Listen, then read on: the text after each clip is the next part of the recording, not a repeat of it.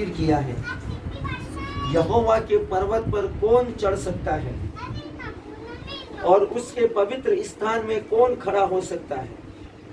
जिसके काम निर्दोष और हृदय शुद्ध है, जिसने अपने मन को व्यर्थ बातों की ओर नहीं लगाया और ना कपट से शपथ खाई है, वह यहोवा की ओर से आशीष पाएगा और अपने उद्धार करने वाले परमेश्वर की ओर से धर्मी ठहरेगा।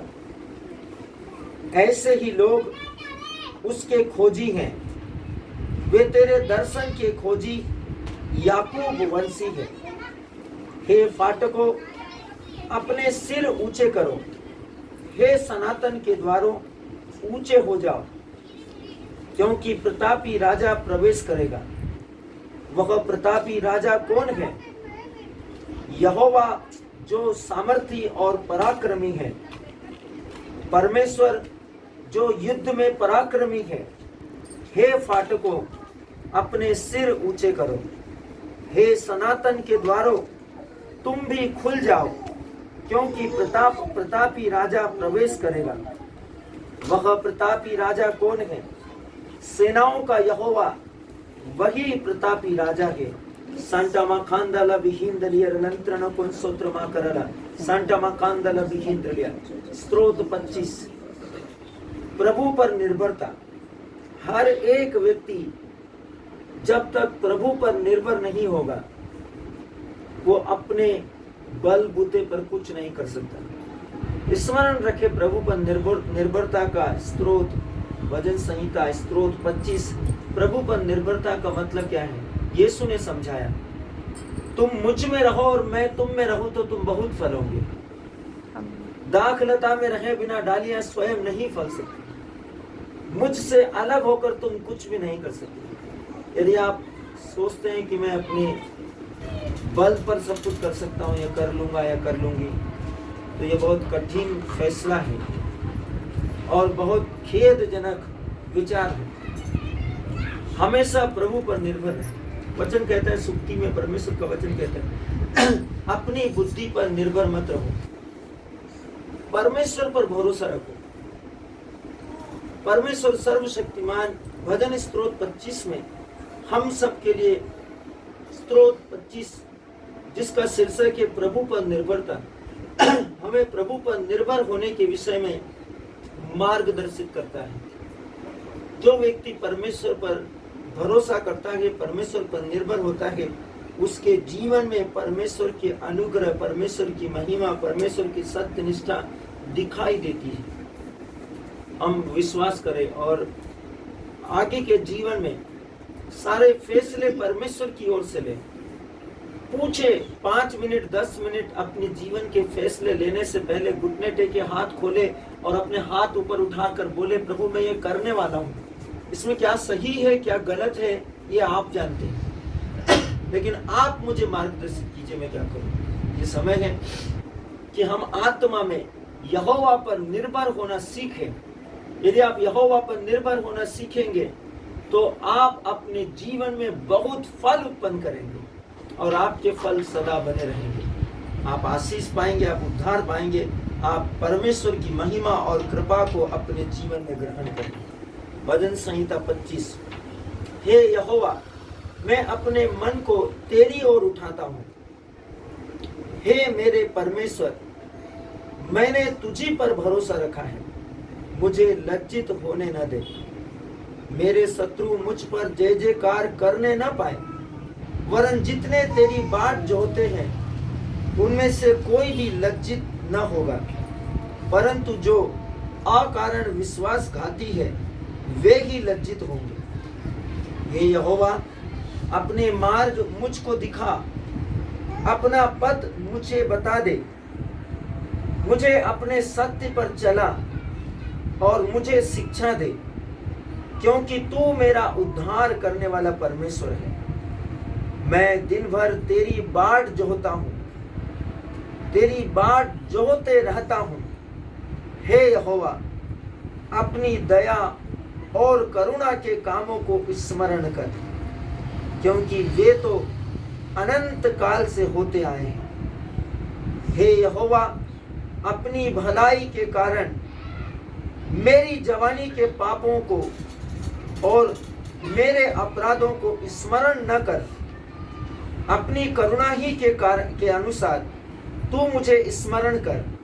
यहोवा भला और सीधा है, इसलिए वह पापियों को अपना मार्ग दिखलाएगा। वह नम्र लोगों को न्याय की शिक्षा देगा। हाँ, वह नम्र लोगों को अपना मार्ग दिखलाएगा। जो यहोवा की वाचा और प्रतिज्ञाओं और चुनौतियों को मानते हैं, उनके लिए उसके सब मार्ग करुणा और सच्चाई है। हे यहोवा, अपने नाम के निमित्त मेरे अधर्म को जो बहुत है क्षमा कर। वह कौन है जो यहोवा का भय मानता है? प्रभु उसको उसी मार्ग पर जिस पर वह प्रसन्न होता है चलाएगा। वह कुशल से टिका रहेगा और उसका वंश पृथ्वी पर अधिकारी होगा।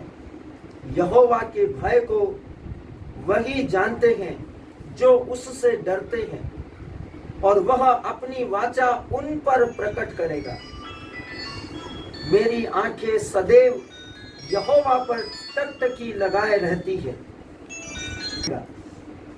हे यहोवा, मेरी ओर फिरकर मुझ पर दया कर, क्योंकि मैं अकेला और पीड़ित हूँ। मेरे हृदय का क्लेश बढ़ गया है। तू मुझको मेरे दुखों से छुड़ा ले। तू मेरे दुख और कष्ट पर दृष्टि कर और मेरे सब पापों को क्षमा कर। मेरे शत्रुओं को देख कि वे कैसे बढ़ गए हैं और मुझसे बड़ा बैर रखते हैं। मेरे प्राणों की रक्षा कर और मुझे छुड़ा। मुझे लज्जित न होने दे, क्योंकि मैं तेरा शरणागत हूँ। खराई और सिधाई मुझे सुरक्षित रखे, क्योंकि मुझे तेरी ही आशा है। हे परमेश्वर, इस्राएल को उसके सारे संकटों से छुड़ा ले। धन्यवाद, धन्यवाद ईमान, धन्यवाद महामही परमेश्वर, धन्यवाद अनुग्रहकारी परमेश्वर, धन्यवाद सामर्थी परमेश्वर, धन्यवाद सत्यनिष्ठ परमेश्वर, धन्यवाद पवित्र पवित्र पवित्र ईश्वर। आप महान हैं, आपके जैसा कोई नहीं है प्रभु। आप पवित्र है, सत्यनिष्ठ है, धर्मी है, अनुग्रही है। आप सामर्थी परमेश्वर है। आप दयालु ईश्वर है। आप स्वर्ग और पृथ्वी के ईश्वर है। आप महान महान महान परमेश्वर है। आप सर्वशक्तिशाली ईश्वर है। आपके जैसा कोई नहीं। धन्यवाद सर्वशक्तिमान। स्तोत्र 26 एक बात सर्वशक्तिमान। धन्यवाद महामही परमेश्वर, धन्यवाद अनुग्रहकारी ईश्वर, धन्यवाद सर्वशक्तिशाली परमेश्वर। आप महान हैं, आप पवित्र हैं, आप सत्यनिष्ठ हैं। आपके जैसा कोई नहीं है। आप अद्भुत हैं, आप सामर्थी हैं, आप सत्यनिष्ठ हैं। स्तोत्र 27 ये अंतिम भजन है। हम स्तोत्र 27 के द्वारा विश्वास की अपनी घोषणा पर अपने कान और अपने ध्यान दें और आत्मा में विश्वास के साथ पूर्ण आत्मिक रूप से प्रार्थना करें। और इस समय मेरा आप में से सबसे व्यक्तिगत रूप से निवेदन है, यदि आपके पास में मोबाइल है तो प्लीज उसको स्विच ऑफ कर दीजिए या उसको साइलेंट कीजिए। स्तोत्र 27 में हम विश्वास के साथ परमेश्वर सर्वशक्तिमान ईश्वर से आत्मा में प्रार्थना करें, सत्यनिष्ठा में प्रार्थना करें, धार्मिकता में प्रार्थना करें और ध्यान से वचन को सुने। हर एक वचन ध्यान से सुने और वचन के साथ अपने विश्वास को लगाएं, अपने विश्वास की घोषणाओं को लगाएं, प्रार्थनाओं को लगाएं। स्तोत्र 27 विश्वास की घोषणा। यहोवा मेरी ज्योति और मेरा उद्धार है, मैं किससे डरूं? यहोवा मेरे जीवन का गढ़ ठहरा है, मैं किसका भय खाऊं? जब आप अपने जीवन में संघर्ष करते हैं या अकेलेपन में होते हैं, डिप्रेशन में होते हैं, सताव में होते हैं या अंधेरे से गुजर रहे हैं, आपको इन ऐसे वचनों को अपने मन में दोहराते रहना चाहिए। जब आप इन्हें दोहराएंगे तब आपको आत्मा का जीवन प्राप्त होगा, आत्मा की ज्योति प्राप्त होगी जो आपके अंदर से डर के अंधकार को दूर कर देगी। इसीलिए भजन स्तोत्र 27 को परमेश्वर के भजनकर्ता ने विश्वास की घोषणा कहा, यहोवा मेरी ज्योति और मेरा उद्धार है, मैं किससे डरूं। यहोवा मेरे जीवन का दृढ़ गढ़ ठहरा है, मैं किससे भय खाऊं। जब कुकर्मियों ने जो मुझे सताते और मुझी से बैर रखते थे, मुझको खा डालने के लिए मुझ पर चढ़ाई की, तब वे ही ठोकर खाकर गिर पड़े। चाहे सेना भी मेरे विरुद्ध छावनी डाले तो भी मैं न डरूंगा। चाहे मेरे विरुद्ध लड़ाई ठन जाए, उस दशा में भी मैं हियाव बांधे निश्चित रहूंगा।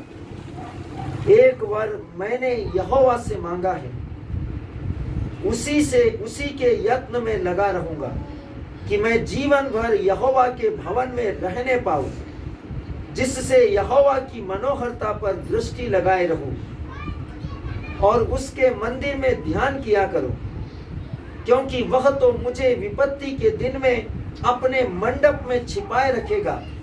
अपने तंबू के गुप्त स्थान में वह मुझे छिपा लेगा और चट्टान पर चढ़ाएगा।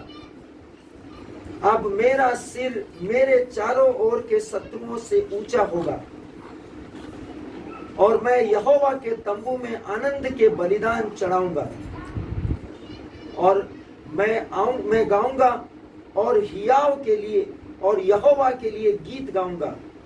हे यहोवा, मेरा शब्द सुन, मैं पुकारता हूं, तू मुझ पर दया कर और मुझे उत्तर दे।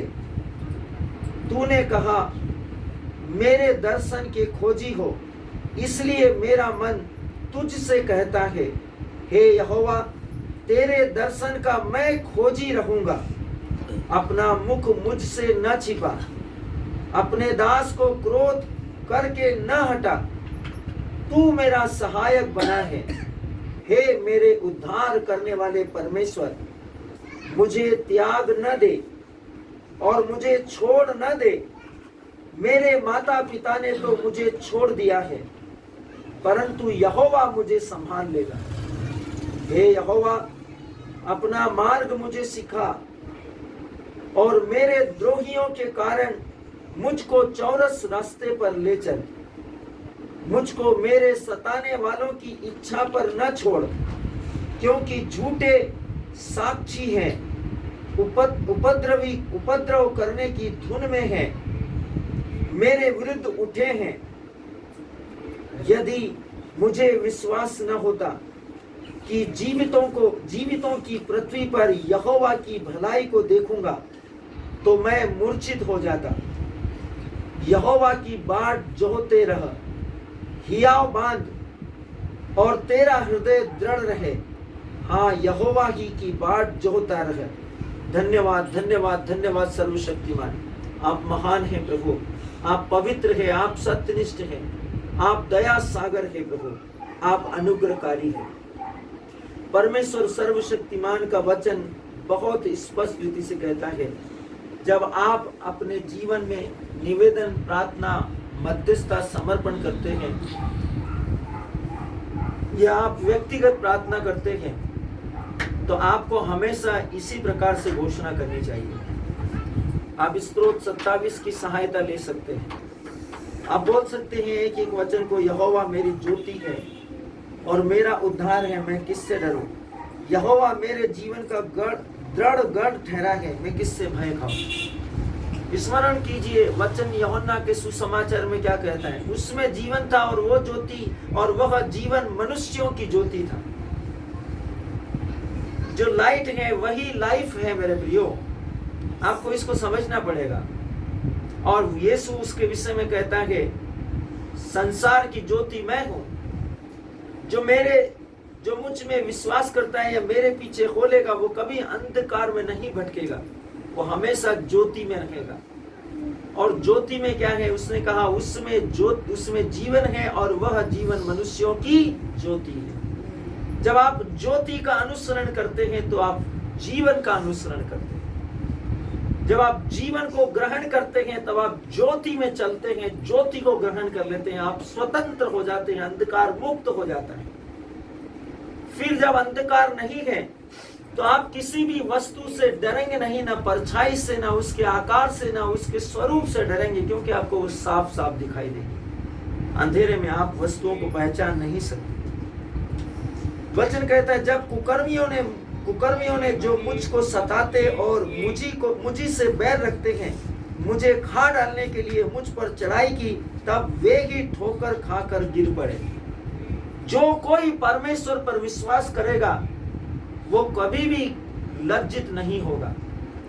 जो कोई परमेश्वर पर भरोसा करता है, परमेश्वर पर विश्वास करता है, परमेश्वर पर निर्भर होता है, परमेश्वर के साथ संगति करता है, हमेशा परमेश्वर उसको उसके सब शत्रुओं से ऊपर, उसके सब लोगों के आगे कर देता है, प्रधान बना देता है। आमीन। परमेश्वर सर्वशक्तिमान उसे कभी पूछ नहीं होने देता।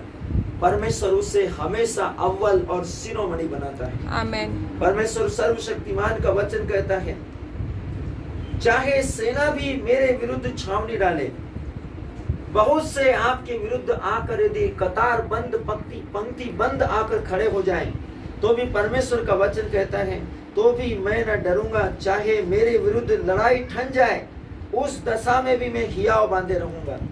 वचन कहता है, परमेश्वर का पवित्र वचन कहता है तुम्हारे शत्रु यदि सामने से एक मार्ग से होकर आएंगे, तो जब वे तुम्हारे सामने आएंगे तो यहोवा की महिमा में सामर्थ्य के भय से वे 7 मार्गों से भाग जाएंगे, वे आपके सामने टिक नहीं पाएंगे। और परमेश्वर यहोवा आपके लिए यही बोलता है कि आप उस दशा में भी, जब शत्रु आपको घेरे रखते हैं, चाहे वो शारीरिक हो, मानसिक हो, आत्मिक हो, आर्थिक हो, कर्ज हो, समस्या हो, डिप्रेशन हो, सताव हो, नाउमीद अवस्था हो, या आप बहुत ज्यादा आत्मविश्वास खो चुके हो, ऐसी स्थिति में सिर्फ परमेश्वर के वचन पर भरोसा कीजिए और वचन को जोर जोर से चिल्ला कर बोलिए। लोग आपको पागल बोले, उसको सह लीजिए मेरे प्रियो, लेकिन आप उस वचन को जब आप जोर जोर से बोलेंगे, तो जो आत्मा के क्षेत्र में दुष्टता की शक्तियों ने आपको पंगु बना दिया है, वे घबरा के आपके पास से भाग जाएगी। आमीन। आपके जीवन में टिक नहीं सकती। इसलिए परमेश्वर के वचन भजन स्तोत्र 27 वचन 4 में लिखा, मैंने यहोवा से एक वरदान मांगा है, उसी के यत्न में लगा रहूंगा। मैं उसी वरदान के लिए प्रयत्नशील बना रहूंगा, उसी पर आशा लगाए रखूंगा, उसी पर टकटकी लगाए रखूंगा। मैं उस वरदान के विषय में अपनी आत्मा से भी और सच्चाई से भी, हृदय से भी और पूरे मन से भी यहोवा की ओर दृष्टि लगाऊंगा और उसको खोजता रहूंगा कि मैं जीवन भर यहोवा के भवन में रहने पाऊं, जिससे यहोवा की मनोहरता, उसकी पवित्रता, उसकी कोमलता पर दृष्टि लगाए रखूं, यहोवा के व्यक्तित्व पर दृष्टि लगाए रखूं, यहोवा की निर्मलता पर, वो कितना कोमल है, वो कितना पवित्र है, वो कितना साफ सुथरा है, वो कितना धर्मी है, वो कितना अपने आप में महान है। उस महानता और दयालुता और सत्यनिष्ठा और पवित्रता और उसकी अगम्यता पर दृष्टि लगाए रखें। परमेश्वर का वचन कहता है, सर्वशक्तिमान का वचन कहता है, क्योंकि वह तो मुझे विपत्ति के दिन अपने मंडप में छिपाए रखेगा, अपने तंबू के गुप्त स्थान में वह मुझे छिपा लेगा और चट्टान पर चढ़ाएगा। सोचिए कि परमेश्वर आपको मुसीबत के समय, विपत्ति के समय कहाँ रखेगा। वचन में यहोवा लिखता है, वह मुझे विपत्ति के दिन अपने मंडप में, परम पवित्र स्थान में, तंबू के गुप्त स्थान में, जहां पर वाचा की संदूक है, और वाचा की संदूक में जहां पर मन्ना का कटोरा है, जहां पर हारून की छड़ी है, और जहां पर परमेश्वर के वचन के अनुशासन में, नियंत्रण में परमेश्वर सर्वशक्तिमान की 10 आज्ञाएं हैं, वहां परमेश्वर आपको रखेगा। और आज वो स्थिति क्या है? आज वो स्थिति यीशु मसीह का शरीर है। वो आपको यीशु मसीह में सुरक्षित रखेगा। इस विश्व में जहां कहीं भी आप है, आप यीशु मसीह में सुरक्षित हैं। यीशु ही आपकी चट्टान है, वो आपको चट्टान पर खड़ा करेगा और आपको सेफ कर देगा। लेकिन आपको संपूर्ण विश्वास के साथ अपने भरोसे को प्रभु पर लगाना है। अब मेरा सिर मेरे चारों ओर के शत्रुओं से ऊंचा होगा। जब वो आपको चट्टान पे खड़ा करेगा, आपको तंबू के गुप्त स्थान में छिपा लेगा, तब वो क्या करेगा? तब वो आपके शत्रुओं के ऊपर आपके सिर को ऊंचा करेगा।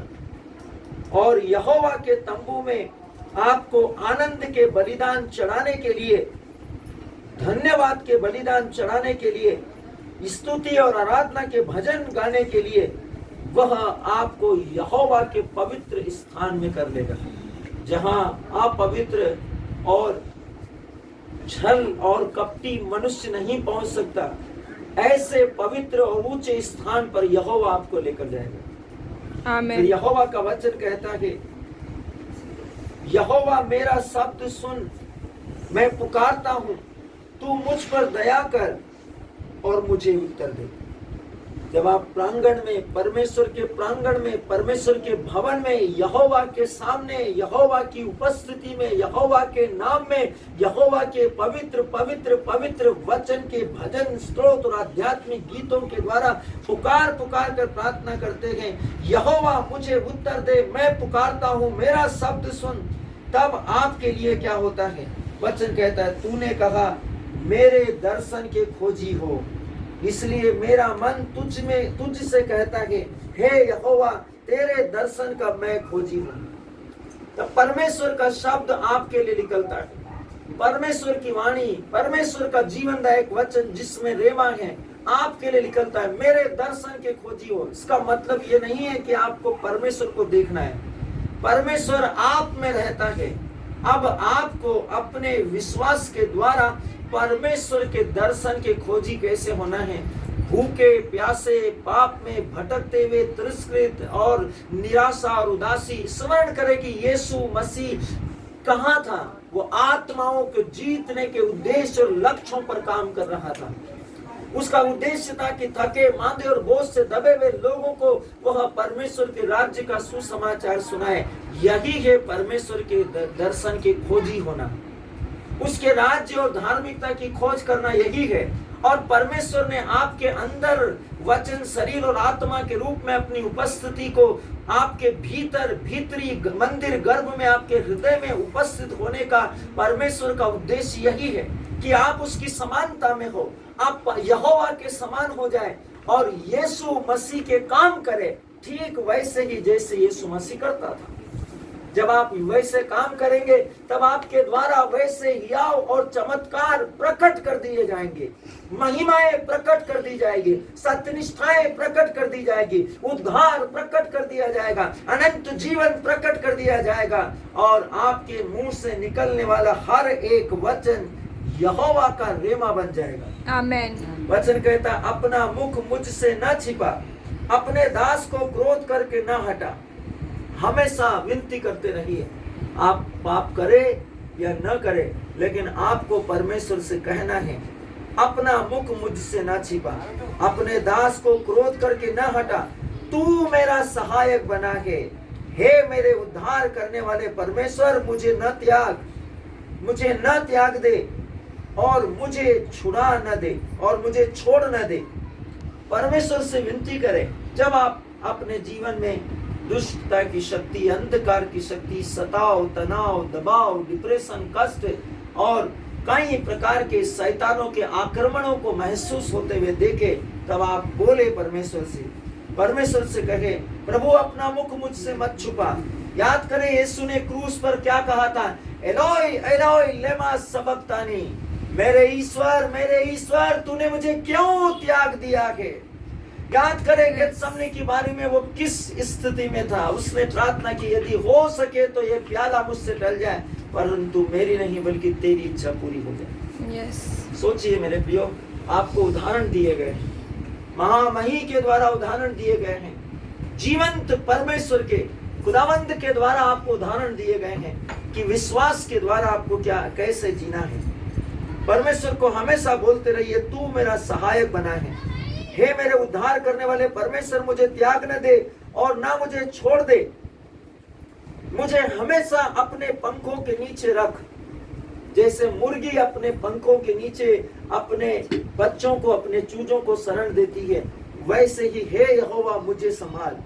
मेरे माता पिता ने तो मुझे छोड़ दिया, परंतु यहोवा मुझे संभाल लेगा। विश्वास के साथ बोले, यहोवा मुझे भरोसा है कि तू मुझे संभाल लेगा। हमेशा यहोवा पर विश्वास करें, कहें यहोवा अपना मार्ग मुझे सिखा। मार्ग सिखाने का अर्थ है कि मुझे अपने वचन पर चलना सिखा, वचन का पालन करना सिखा, वचन को विश्वास में लाना सिखा, वचन के साथ विश्वास की घोषणा करना सिखा। मेरे प्रियो, ये जरूरी नहीं है कि आप किसी व्यक्ति के घर जाए और उसके सिर पर हाथ रख दे और उसके लिए प्रार्थना करें 1 घंटा या 2 घंटा। जब आप वचन को सीख जाते हैं तब आप केवल यहोवा के नाम से बोलते हैं। जैसे यीशु ने कहा, सोचिए, उसने बरतुल्मै से कहा था, मैं यही चाहता हूं कि तुम देखो। सोचिए, उसने सतपति से कहा था कि तुम्हारे विश्वास के द्वारा ऐसा ही हो जाए। सोचिए मेरे प्रियो, उसने मृत लाजरुस को, जो 4 दिन से सड़ा हुआ कब्र में था, जिसकी कब्र से दुर्गंध आ रही थी, उसने सिर्फ ये कहा, लाजरुस बाहर आ जा, और वो बाहर आ गया।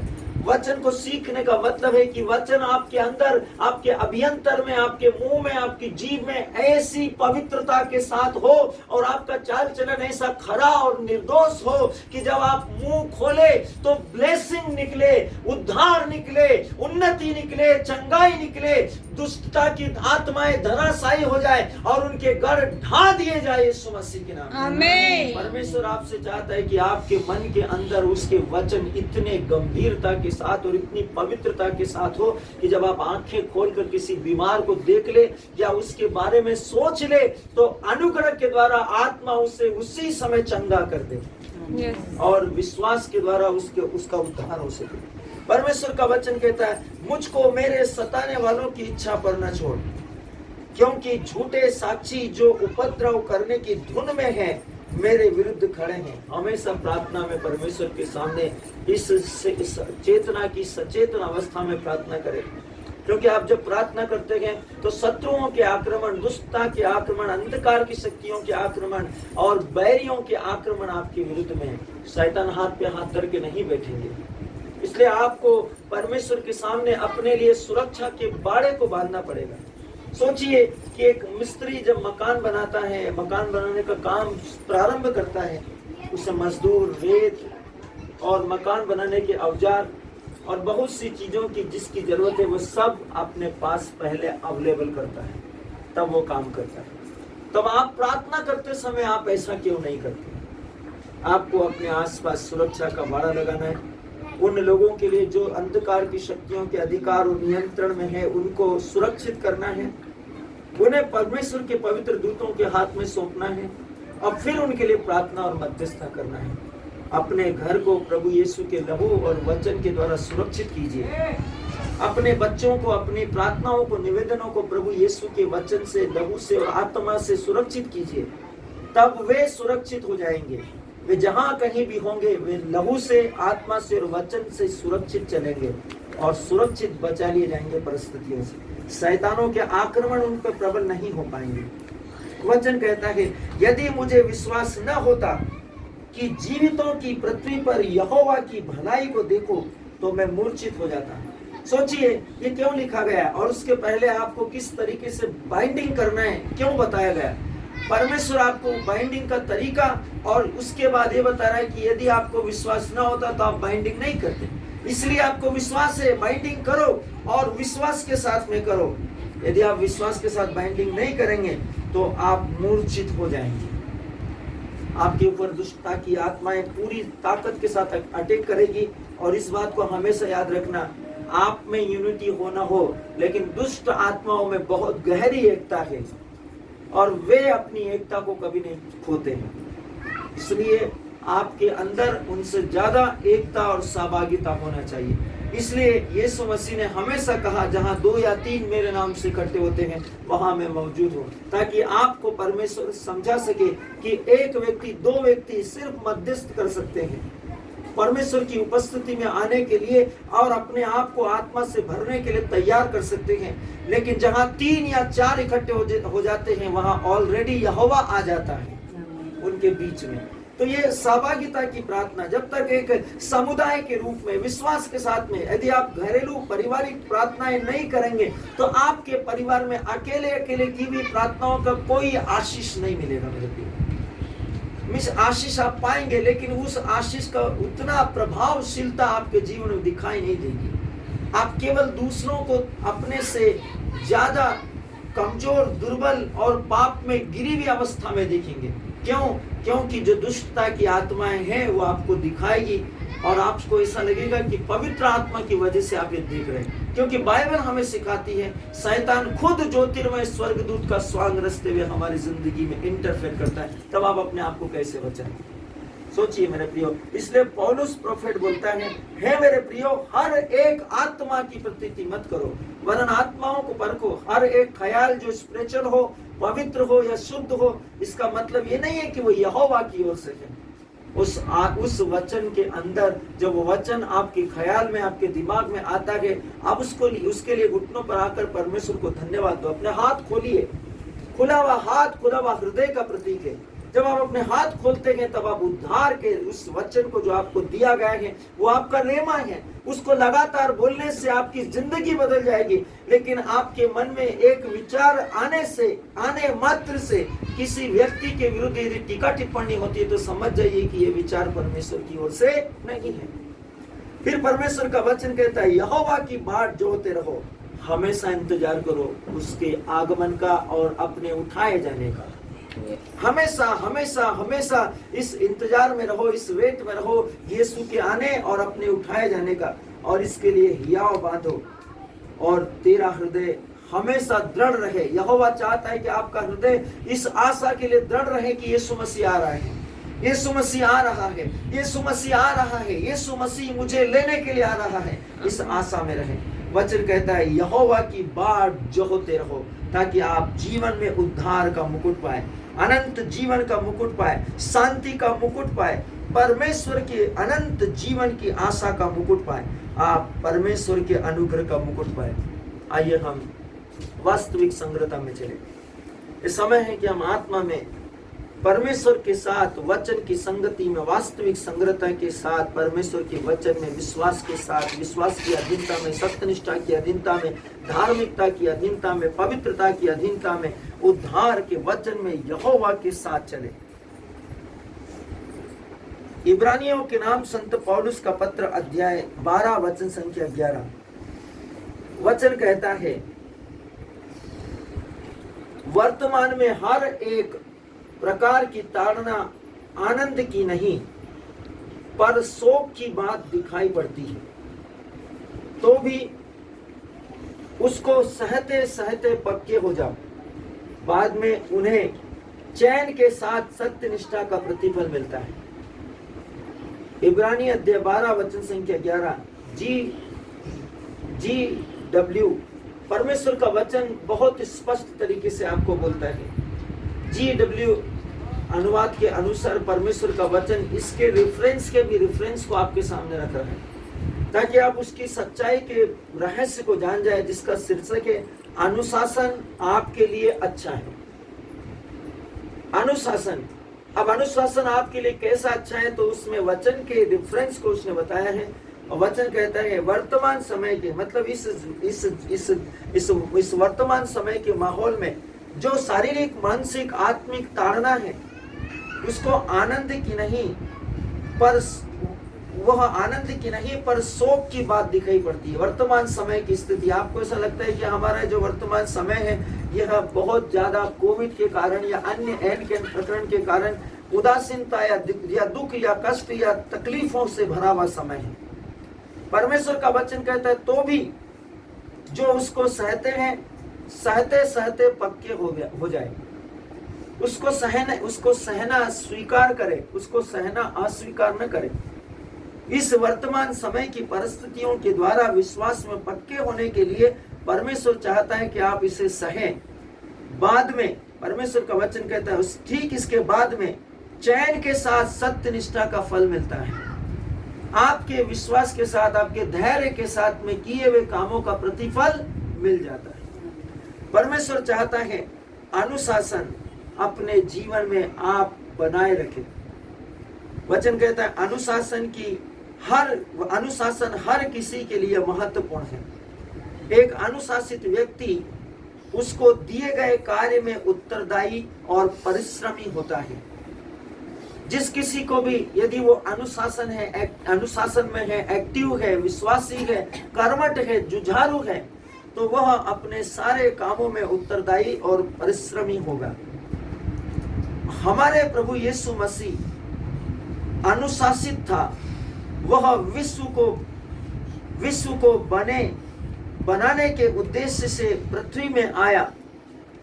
वह विश्व में जितने भी प्रकार के अंधकार, सताव, तनाव, दबाव, डिप्रेशन, कष्ट और दुष्टता की आत्माएं विश्व में काम कर रही थी, उन सब दुष्टताओं की शक्तियों से हमारे जीवन को सुधारने और सही उद्देश्य बनाने या दिखाने के लिए पृथ्वी में आया। और उसने किसी भी वस्तु या व्यक्ति को उसके उद्देश्य को पूरा करने से रोकने नहीं दिया। वह अनुशासित था और अंत तक उसने अपनी परियोजना को देखा। उसने दूसरों से ये नहीं कहा कि तुम जो कर रहे हो उससे मत करो। मेरे प्रियो, बजाय इसके कि जिस उद्देश्य से वह इस पृथ्वी पर आया था, उन योजनाओं के साथ, जैसे आपके और मेरे लिए यिर्मयाह नबी के ग्रंथ में लिखा है, क्योंकि तुम्हारे लिए निर्धारित योजनाओं को मैं जानता हूँ। तुम्हारे हित की योजना अहित की नहीं, तुम्हारे लिए आशामय भविष्य की योजना निराशामय भविष्य की नहीं। ऐसी ही योजना यीशु मसीह के लिए थी। ऐसी ही एक परियोजना यीशु मसीह के लिए, परमेश्वर के पुत्र के लिए इस विश्व में हम सब के उद्धार के लिए थी। और जब वो इस विश्व में आया तब वो उसके प्रति उत्तरदायी और उसके प्रति कर्तव्यनिष्ठ और उसके प्रति परिश्रमी और विश्वासी रहा। उसने उस पर काम किया। तो आपके भी जीवन का एक उद्देश्य है और उस उद्देश्य पर काम कीजिए। आपके बपतिस्मा लेने का एक उद्देश्य है, आपके कम्युनियन लेने का एक उद्देश्य है, आपकी पारिवारिक प्रार्थना का एक उद्देश्य है, आपके दंपति होने का एक उद्देश्य है, आपके जीवन में जो भी पद पर आप इस विश्व पर है उस पर होने का एक उद्देश्य है। परमेश्वर की संतान के रूप में आपको अपनी परियोजनाओं में उत्तरदायित्व में अनुशासित होना सीखना चाहिए और अपने सारे उत्तरदायित्वों में अनुशासन बनाए रखें। यदि परमेश्वर की संतान के रूप में आप अपने अनुशासन को बनाए नहीं रखते तो आप अपने अनुग्रह को खो देंगे। आपके अनुग्रह के खो जाने से वस्तुएं तो आपके पास में होगी लेकिन शांति नहीं होगी। भौतिकता तो आपके पास में होगी लेकिन चंगाई नहीं होगी। खाने पीने की वस्तुएं तो आपके पास में होंगी लेकिन खा नहीं पाएंगे। मेरे प्रियो, सोचिए, परमेश्वर का वचन बहुत गंभीर है। इस विषय में आपको परमेश्वर आत्मा में जीवन के रेमा के रूप में समझा रहा है। परमेश्वर की संतान के रूप में आपको अपनी परियोजनाओं में और उत्तरदायित्व में अनुशासित होना चाहिए। उनमें लापरवाही से या आधा काम मत कीजिए, आधे अधूरे मन से भी काम मत कीजिए। जब आप अपने कामों और परियोजनाओं के साथ इस तरह से बर्ताव करते हैं तब आप अपने आप को उत्कृष्ट और उत्तरदायी बनाने के लिए प्रशिक्षित कर रहे हैं। ये बहुत अद्भुत है। जब आप विश्वास में काम कर रहे हैं, उत्तरदायित्वों के साथ में, कर्तव्यों के साथ में परिश्रमी होकर, तब आप उत्कृष्ट और उत्तरदायी होने के लिए अपने आप को प्रशिक्षित करते हैं और प्रशिक्षण आत्मा के स्तर में हो रहा है। ये बहुत अद्भुत है। इसलिए हम आत्मा के स्तर में परमेश्वर के वचन में काम करें सत्य निष्ठा के साथ। आइए हम आज की वास्तविक संग्रहता, आज दिन सोमवार 24 अप्रैल सन 2023, परमेश्वर का वचन संत लूकास अध्याय 12 वचन संख्या 32 से लिया गया है। वचन कहता है कि हे छोटे झुंड, मत डर, क्योंकि तुम्हारे पिता को भाया है कि तुम्हें राज्य दे। आप व्यक्तिगत रूप से परमेश्वर आपके विषय में, फैमिली के विषय में, आपकी कम्युनिटी के विषय में, आपके दल के विषय में, आपके व्यक्तिगत जीवन के विषय में परमेश्वर बोल रहे हैं। परमेश्वर बोल रहा है कि हे छोटे झुंड, मत डर, क्योंकि तुम्हारे पिता को यह भाया है कि तुम्हें राज्य दे। संत लूकास अध्याय 12 वचन संख्या 32। इब्रानियों का पत्र में परमेश्वर का वचन अध्याय 12 वचन 28 में यही बात बताता है जो हमने हमारे आरंभिक वचन में पढ़ा। यह कहता है, इसी कारण हम इस राज्य को पाकर जो हिलाने का नहीं, कृतज्ञ हो और भक्ति और भय सहित परमेश्वर की ऐसी आराधना करें जिससे वह प्रसन्न होता है। हमें जो राज्य दिया गया है, ये राज्य इस विश्व के दानवों के द्वारा हिलाया नहीं जा सकता। इसलिए परमेश्वर चाहता है कि कृतज्ञ मन से और भक्ति भावना के साथ आत्मिक रूप से परमेश्वर के वचन में भय सहित, परमेश्वर के भय के साथ परमेश्वर की ऐसी आराधना करे आत्मा से और सच्चाई से, जिससे परमेश्वर प्रसन्न हो। यदि आप परमेश्वर को अपना सर्वोत्तम दे सकते हैं तो यही तरीका है। किंग जेम्स में लगभग यह विचार देता है कि आप राज्य को ग्रहण करने की प्रक्रिया में हैं, लेकिन जब आप मूल ग्रीक अर्थ में वचन का अध्ययन करते हैं तब वह ऐसा नहीं कह रहा है। आपने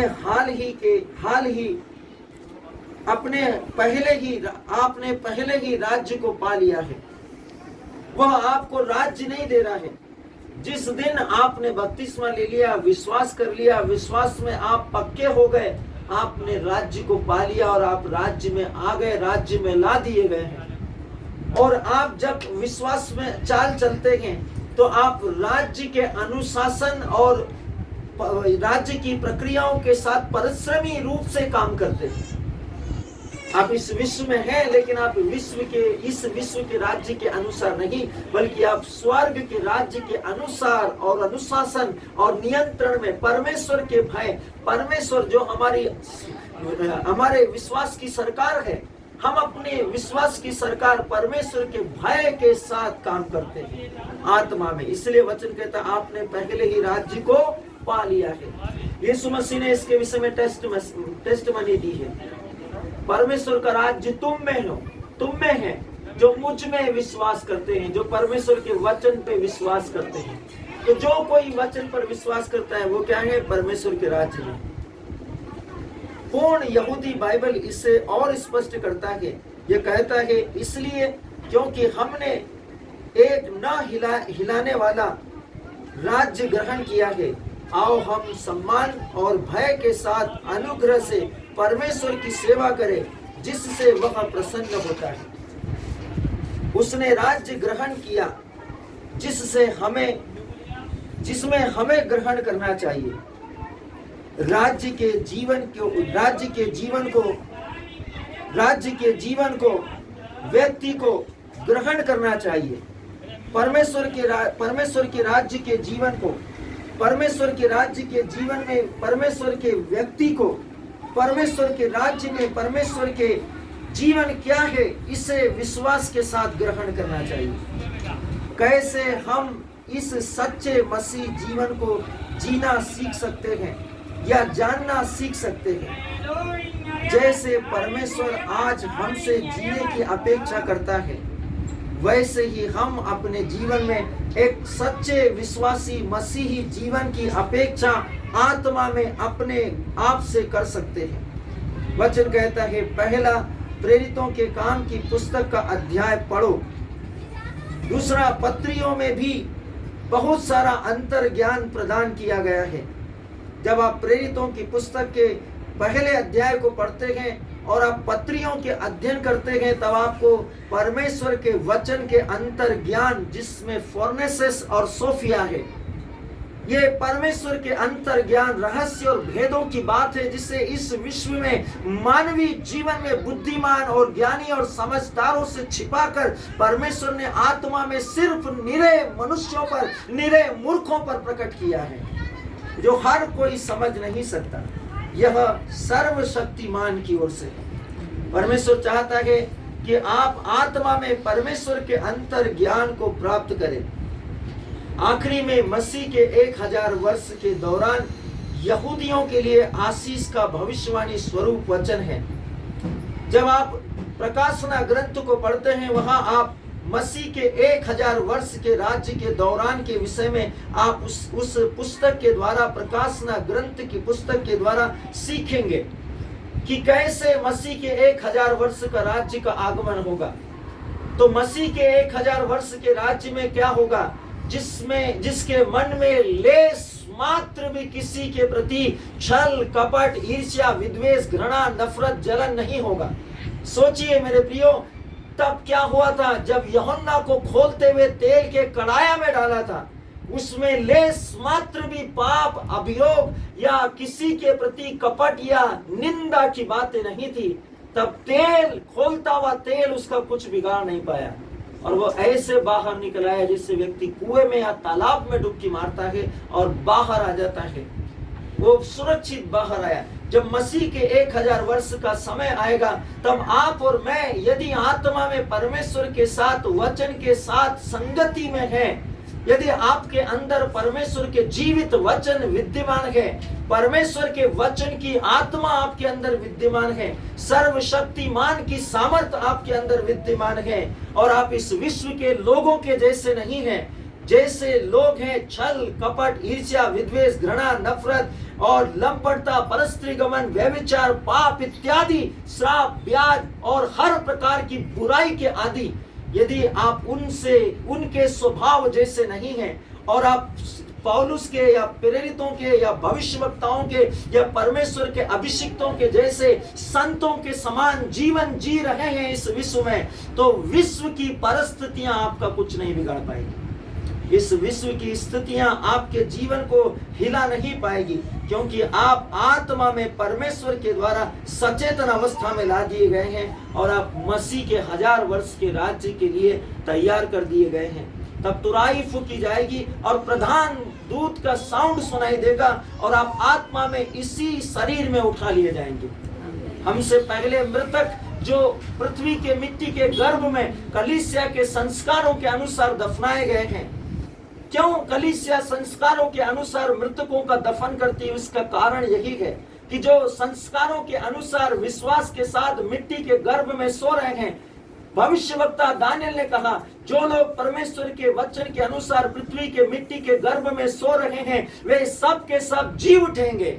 क्योंकि वचन कहता है, प्रकाशना ग्रंथ में पौलुस प्रोफेट ने कहा है, हम सब के सब नहीं सोएंगे, वरन तुराई फूकते ही परमेश्वर की बुगुल को बजते हुए, प्रधान दूत की ललकार की आवाज को सुनते ही हम सब के सब बदल जाएंगे, नई सृष्टि बन जाएंगे और हवा में, बादलों में उठा लिए जाएंगे और हम मसीह से मिलेंगे। आमीन। सोचिए मेरे प्रियो कि परमेश्वर आपको इतनी महिमामय उपस्थिति में लाने के लिए आपके अंदर अनुशासन के प्रति परिश्रमी होने के लिए आपको बोल रहा है।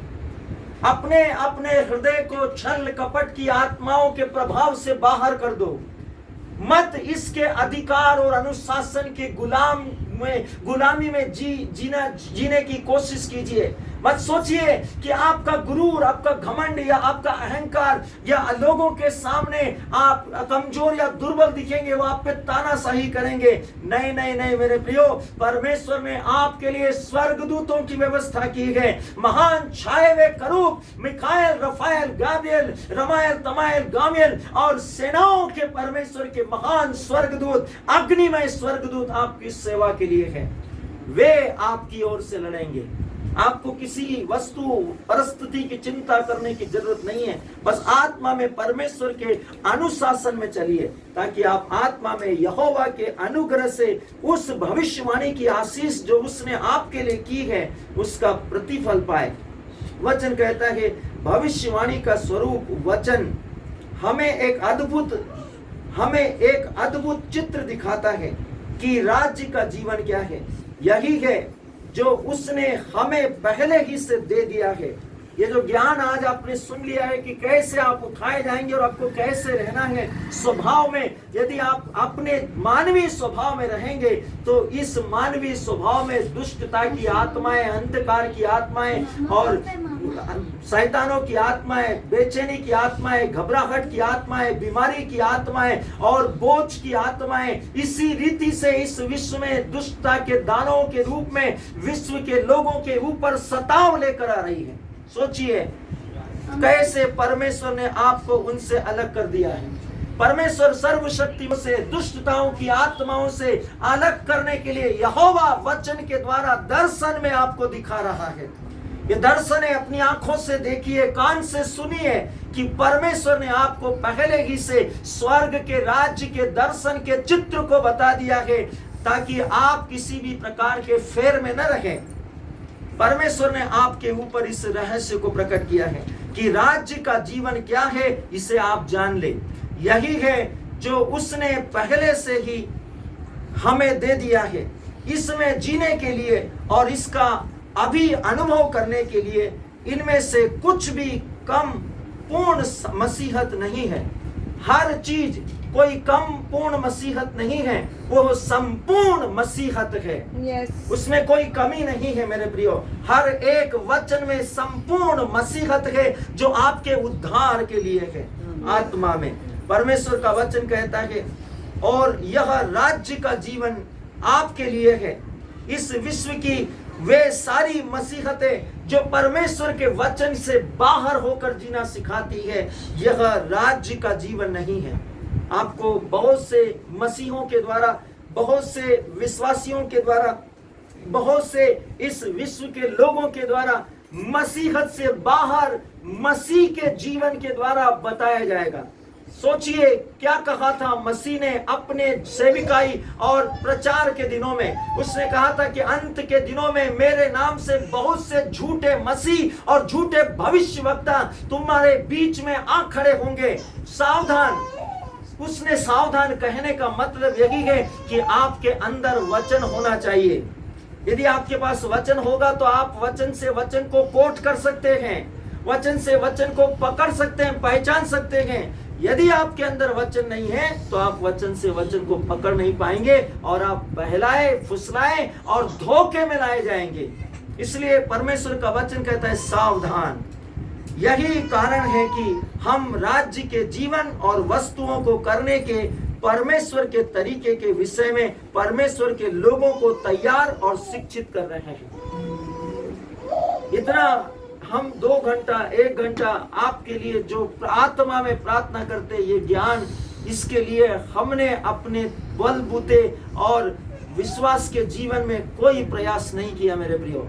यह परमेश्वर का अनुग्रह है कि वे हमें इस्तेमाल करे, मुझे इस्तेमाल करे, और जब आप इसे सुन ले तो वो आपको इस्तेमाल करे दूसरों के विश्वास के उद्धार में आने के लिए, कि वे किसी भी रीति से किसी भी बात के धोखे में नहीं आए। वचन कहता है यही कारण है कि हम राज्य परमेश्वर के जीवन के वस्तुओं को करने के परमेश्वर के तरीके के विषय में परमेश्वर के लोगों को तैयार और प्रशिक्षित करें कि कैसे परमेश्वर के राज्य को जीना है, कैसे परमेश्वर के राज्य में वस्तुओं को करना है, उन वस्तुओं को आदेश निर्देश किस प्रकार से देना है कि आपके मुंह से शब्द निकले और स्वर्गदूत उन्हें उसी समय कर दे।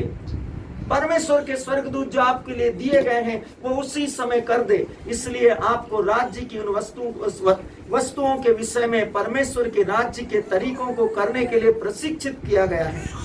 सोचने के तरीके के लिए राज्य का एक तरीका है कि कैसे हम सोचे। वचन को पढ़िए, उस पर मनन कीजिए। ये परमेश्वर के राज्य के सोचने का एक तरीका है।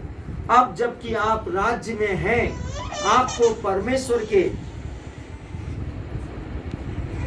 सिद्धांतों के द्वारा जीना अवश्य ही सीखना चाहिए। यदि आप बोलते मैं मसीहत में चलता हूं, मैं विश्वास में जीता हूं, मैं विश्वास में काम करता हूं, तो आपको परमेश्वर के वचन में चलना पड़ेगा।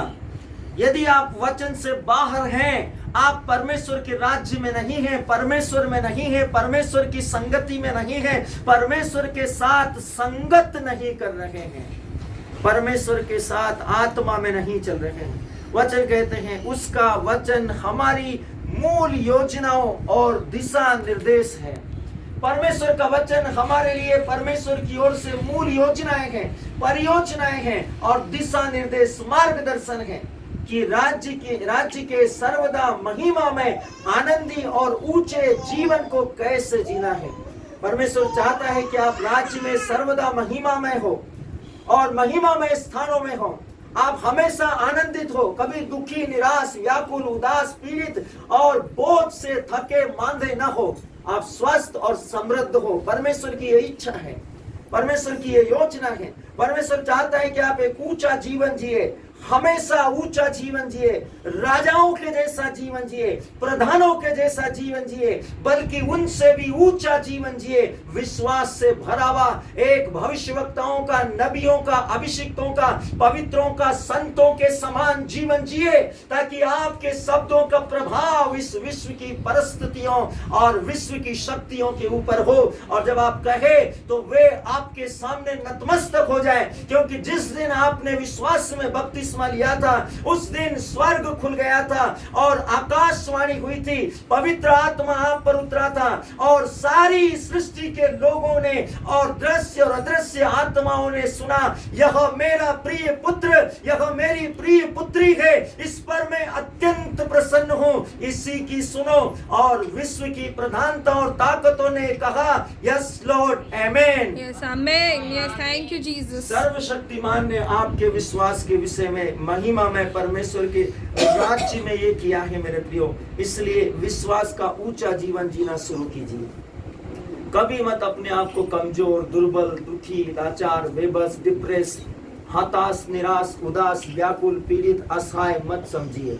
आप वो है ही नहीं, आपके अंदर वो चीजें हैं ही नहीं। Yes. आपको बताई जा रही है संसार की दुष्टता की आत्माओं के द्वारा कि आप ऐसे हैं। परमेश्वर ने आपको पवित्र किया है, आप उसके वचन में हैं। याद कीजिए मसीह ने क्या कहा था, जो वचन, जो शिक्षा मैंने तुम्हें दी उसके द्वारा तुम सबके सब शुद्ध हो गए। आप शुद्ध हैं परमेश्वर के वचन के द्वारा, तो आपके अंदर शुद्धता का आत्मा अर्थात परमेश्वर की आत्मा, पवित्र आत्मा आप में रहती है और आप यहोवा की उपस्थिति का स्थान है। Amen. इसलिए अपने आप को हमेशा परमेश्वर की पवित्रता में, परमेश्वर सर्वशक्तिमान की पवित्रता में, विश्वास के साथ में, सम्मान के साथ में और गर्व के साथ में और सेनाओं के परमेश्वर के पुत्र और पुत्री के संतानों के रूप में जीने के लिए इस विश्व में सम्मान और गर्व के साथ में देखना शुरू कीजिए। और बोलिए, मैं जो बोलता हूँ वो हो जाता है क्योंकि मैं परमेश्वर की पुत्र हूँ और परमेश्वर की पुत्री हूँ। Yes, हमेशा आप बोलिए, जब आप बोलेंगे तो आपको याद रहेगा। आप सोचिए कि टीवी पर बार बार breaking news, breaking news, breaking news, breaking news क्यों दिखाई जाती है? बार बार एक प्रोग्राम में एक ही एड कई बार, कई दफा क्यों आता है? जितना आप प्रोग्राम नहीं देखते उससे ज्यादा वो एड आ जाता है। वो आपके दिमाग के अंदर, आपके माइंड में लाया जा रहा है कि वो वस्तु, उसको लेना और उसका इस्तेमाल करना आपके लिए है, वो आपके दिमाग में लाया जा रहा है। इसीलिए परमेश्वर के वचन को भी इसी रीति से कीजिए। देखिए संसार और उसके लोगों में कितना दिमाग है, तो फिर प्रभु और उनके लोगों में कितना दिमाग होना चाहिए। आप परमेश्वर की बुद्धि से संचालित हैं, विद्यमान है परमेश्वर की सामर्थ्य, बुद्धि और ज्ञान में, अंतर ज्ञान और परमेश्वर की सिद्ध इच्छा में। आपके पास स्वर्ग का ज्ञान है, इस सृष्टि का ज्ञान नहीं है। इसलिए विश्वास के वचन को बोलना शुरू कीजिए। आइए हम आत्मा में, प्रार्थना में, अंतिम समय में विश्वास की इस पवित्र घोषणा को मेरे पीछे बोले। हम सब अपने पवित्र हाथों को खोले।